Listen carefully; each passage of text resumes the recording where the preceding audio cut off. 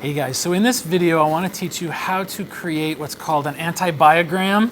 This is antibiotic disc susceptibility testing. Some of the textbooks like to call this the Kirby-Bauer disc diffusion method in honor of the two scientists that developed this method. So what I have is an agar petri dish, right? A nutrient agar petri dish, solid surface that I can spread bacteria onto. But then I also have cartridges with paper discs.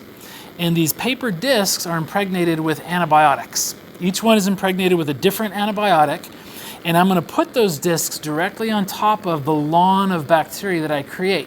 The idea being that the bacteria will grow as close to the disc as they can tolerate the antibiotic, because the antibiotic will begin diffusing in the agar around the disc in a circular pattern. What I'll end up with then is growth across the whole surface here, lawn growth, confluent lawn growth. But as I get closer to the discs, there will be a clearing zone, a halo we call it, around the disc. The bigger the halo, the more susceptible the bacteria are to that antibiotic, right? Because they can't grow very close to it. The smaller the halo, the more resistant to that antibiotic they are.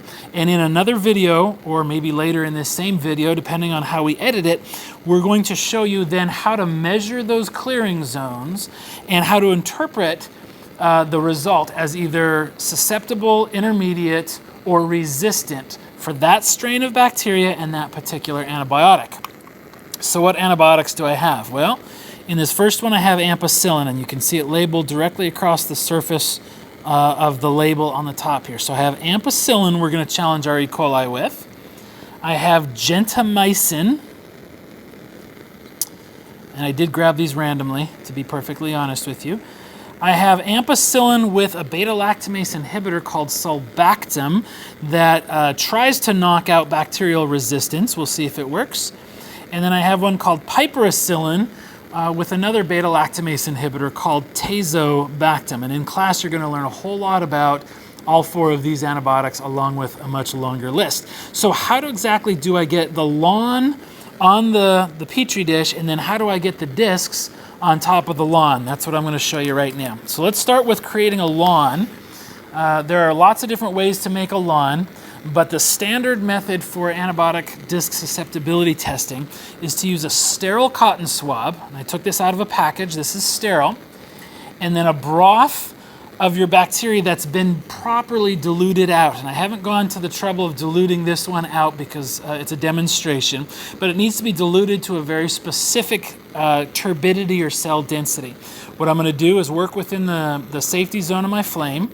I'm going to flame the lip of my tube. I'm going to submerge my, if it'll let me get in there, submerge my cotton swab, and then I like to wring it out so it's not real drippy. I'll flame it again, cap it, set it aside. And now what I'm going to do is apply it all across the entire surface in overlapping strokes. It's important that you use overlapping strokes because we don't want any gaps. Gaps will mess up our ability to interpret the halos around the discs. So you just keep working your way all the way up in one direction. Now, standard method here that I'm teaching you, we're actually going to dip our cotton swab in a second time. Same cotton swab. We're going to add more E. coli to it, and now I'm going to turn this petri dish. I can actually see the lines on here in the reflection of where I just was. I'm going to turn it 90 degrees to how it was before, and I'm going to redo it at a 90-degree angle. So these lines, these swab marks, are 90 degrees to the original ones that I put on there. And again, imagine it's like red paint. You want overlapping strokes that leave no gaps at all. Don't be in a hurry.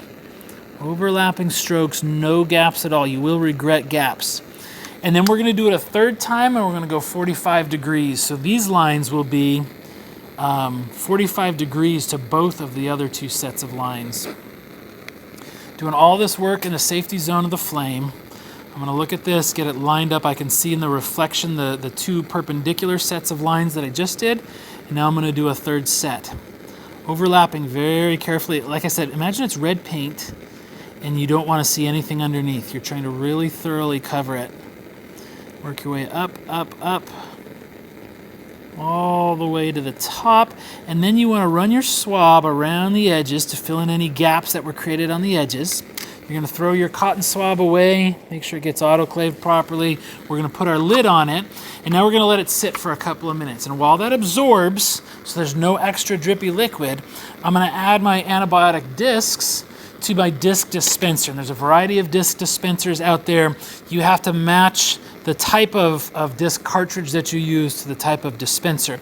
This is an 8-chamber dispenser, but I'm only going to put 4 antibiotics in here, and they go in a certain way. They only fit one way. There we go. This first one didn't go in properly. I'll pull that one out if I can and get it to go in straight. There we go, and it has a nice clear click when it goes in properly. Click. And then our last one right here. This one doesn't want to go in. Hopefully that went in all the way. We'll find out. I like to do a test run with this to make sure everything's fitting. So I hit it once and I check. Oops, see, only 3 antibiotics came out. And there's still just 3. I bet it's this last one that wasn't going in quite straight. I'm going to pull this one out. I can feel it. It should just pop right out, and so it didn't go in straight this time. You guys get to do some editing on this. Come on.